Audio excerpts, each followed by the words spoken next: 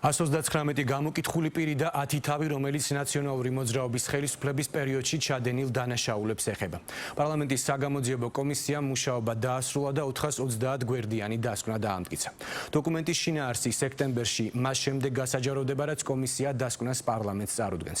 სწორედ ეს დოკუმენტი უნდა გახდეს საკონსტიტუციო სარჩელის მთავარი საფუძველი, რომლითაც მმართველი გუნდი სასამართლოს მიმართავს და ნაციონალური მოძრაობისა და სატელიტი პარტიების არაკონსტიტუციურად გამოცხადებას მოითხოვს.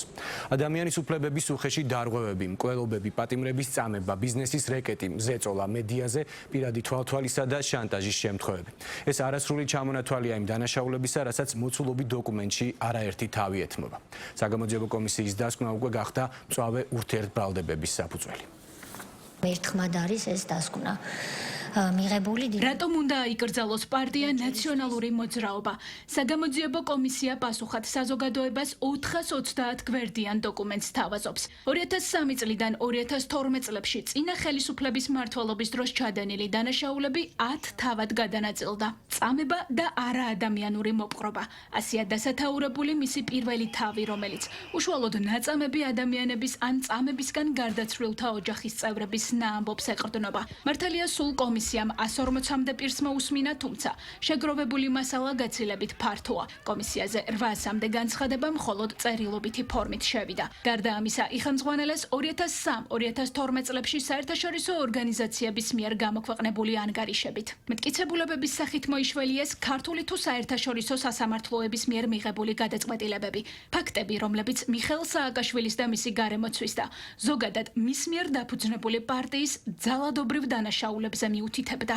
თავი, რომელიც ეძღვნება სასჯელ აღსრულებაში წამებასა და არაადამიანურ მოპყრობას, ფაქტებზე დაფუძნებით არის წარმოდგენილი ყველა მასალა.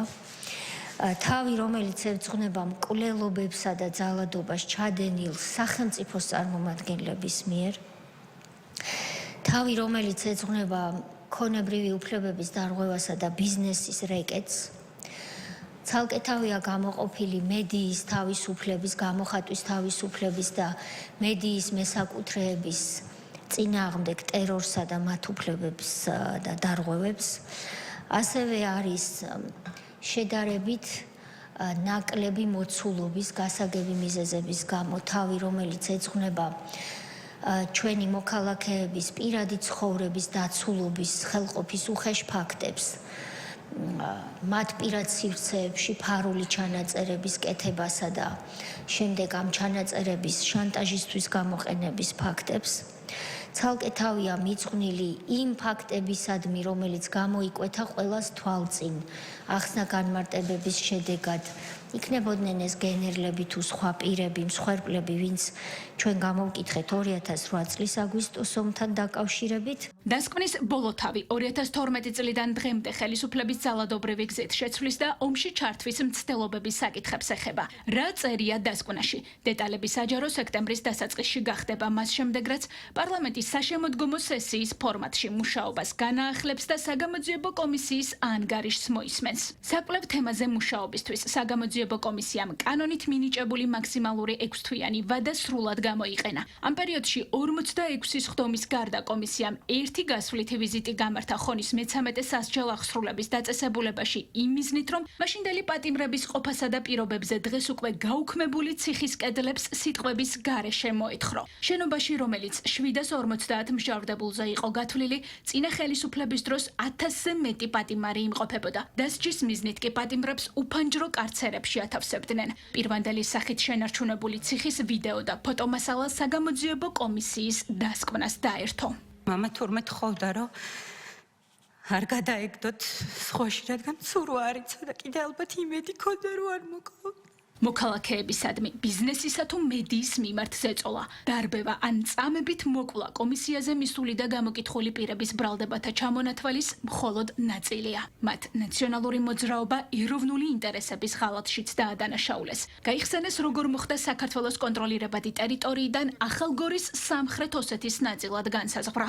ღალატის არგუმენტად დაასახელეს კოდორის ჩაბარება, საქართველოს საზიანოდ ისკანდერის ნაწილების გადამალვა, ომში ჯარისკაცების მიტოვება. რომ მსგავსი შრომა ჩაეტარებინა წინა ხელისუფლებას, მაშინ იგივე ტალიავილის დასკვნაც სხვანაირი იქნებოდა და ტალიავილის დასკვნა რომ ყოფილიყო განსხვავებული იქნებოდა გარკვეული ფორმულირებები ადამიანის უფლებათა ევროპული სასამართლოს გადაწყვეტილებაში, რაც ჩვენ უბრალოდ მოვალე ვიყავით, რომ აგვესახა ჩვენს დასკვნაში იმ ფორმით, რა ფორმითაც იქ იყო. რომ ყოფილიყო განსხვავებულად ემუშავა მაშინდელ ხელისუფლებაში, მაშინ საქართველოს არ წააგებდა იმ ერთადერთ საერთაშორისო სასამართლოს, რომელიც წავაგეთ ჯერ კიდევ მიხეილ სააკაშვილის დროს, ომთან დაკავშირებით ეს არის გაეროს მართლმსაჯულების სასამართლო, რომელიც წავაგეთ უბრალოდ, იმიტომ რომ საერთოდ მტკიცებულებები არ იქნა წარდგენილი. ქალბატონ თეას მინდა უთხრა ძალიან დიდი მადლობა იმისთვის, რომ ოკუპანტი რუსეთის მიერ ნასროლი ისკანდერის და სხვა მძიმე დანაშაულების ჩათვლით, რომელიც არის ჩვენი ქვეყნის და ჩვენი ქვეყნის მოსახლეობის მიმართ ჩადენილი, ეს იქნა საერთაშორისო დონეზე დადასტურებული. თუ რაიმე არის ისტორიული, არის სწორედაც ის, რომ დიახ, აგრესორს, ოკუპანტს დაერქვა საერთაშორისო დონეზე თავისი სახელი და ეს არის მართლაც მნიშვნელოვანი. ეს არის არა მარტო სამართლებრივი დოკუმენტი, არამედ ეს არის პოლიტიკის დოკუმენტი და ალბათ საქართველოს პარლამენტს პირველად მოუწევს სწორედ სამართლებრივთან ერთად ასეთი ხარისხის და დონის პოლიტიკის დოკუმენტის მიღება. ეს დოკუმენტი იქნება იმ ხარისხის და ისეთი ისტორიული მნიშვნელობის, რომელიც გახდება სახელმძღვანელო, გაიგებს თაობები თუ როგორი არ უნდა იყოს პოლიტიკური ძალა, არა თუ ხელისუფლებაში, საერთოდ პოლიტიკაში. საგამოძიებო კომისიის შექმნის მთავარ მოტივად ნაციონალური მოძრაობის პარტიული საქმიანობის აკრძალვა და მისი გასამართლება დასახელდა. პროცედურების შესაბამისად, მას შემდეგ რაც კომისია დასკვნას პარლამენტარების წინაშე წარადგენს, საკითხი საკონსტიტუციო სასამართლოს გადაეგზავნება. აიკრძალება თუ არა ნაციონალური მოძრაობა, ვიდრე რაიმე სახის გადაწყვეტილებას საკონსტიტუციო სასამართლო მიიღებს, მიხეილ სააკაშვილის პარტიაში საგამოძიებო კომისიას ღალატის კომისია უწოდეს და თქვეს, რომ ადგილი აქვს ისტორიის რუსული ვერსიით გადაწერის მცდელობას. კრიტიკულია შეფასებები დანარჩენი ოპოზიციური პარტიების მხრიდანაც.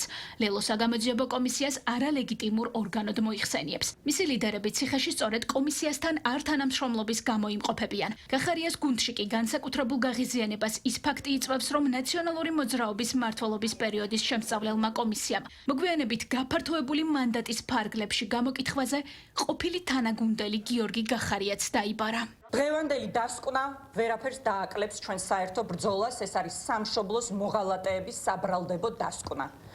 სამშობლოს მოღალატეების განაჩენი, რომელთა მოღალატეობრივ მმართველობას აუცილებლად დაამხობს ქართველი ხალხი. მე დარწმუნებული ვარ, რომ ამ კომისიის დასკვნას ექნება სწორედ ეს დანიშნულება, რომ ყველა დემოკრატიული და პროევროპული პარტიის საქმიანობა შემდგომ შეიზღუდოს და სავარაუდოდ აიგრძალოს საქართველოში, იმიტომ რომ ესეთი არის რუსეთის დავალება. ოცნებამ ამ კომისიით რაც გააკეთა, მოწმეები არ ვენინა, მათ შორის გახარიას კონტექსტში, ჩორჩანას კონტექსტში და უცინისთან დაკავშირებით. ამით ის გააკეთა მხოლოდ რომ მორალური უპირატესობა დაკარგა ნაციონალურ მოძრაობასთან. ქართული ოცნებიდან მიუთითებენ, რომ ყოფილი ხელისუფლების წარმომადგენლები, რომლებიც 2003-2012 წლებში აქციების დარბევასა და ოპოზიციურად განწყობილი მოქალაქეების ცხოვრების განადგურებაში იღებდნენ მონაწილეობას, დღეს სხვადასხვა ოპოზიციურ პარტიაში არიან გადანაწილებულები. მმართველი გუნდი მათ ოპონენტებს მორიგ ჯერზე კოლექტიურ ნაციონალურ მოძრაობად მოიხსენიებს და ამბობს, რომ ის არის ყველაფერზე წამსვლელი ძალა, რომელსაც ქვეყნის გარედან ანტისახელმწიფოებრივი დავალებების შემსრულებელ აგენტებად იყენებენ.